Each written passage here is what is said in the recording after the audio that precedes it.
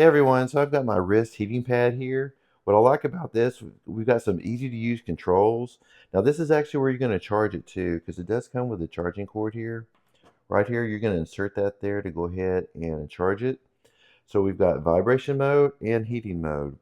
As you press this, right now it's red, can turn blue and then green.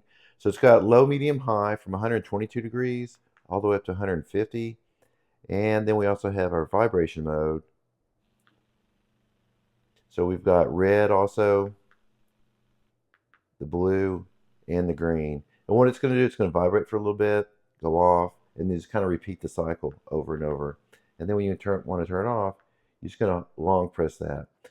On the back side of this, we've got 36 lamp beads, and this is where the heat's going to be located, right up from this area all the way down to the bottom.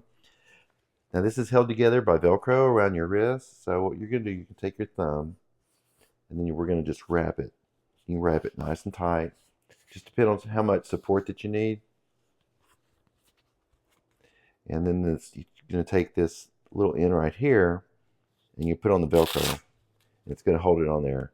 Now, right now, I can feel the heat, since I've already turned it on, right around this area, which is where I want it, right at my wrist. And you can see here how the stitching is. It's just really nice around the edges. I didn't see any loose threads or anything, but it just seems very nicely made. But I'm real happy with it, and I like that it does have heat right through my wrist, which is exactly where I need it. Hope you found this helpful.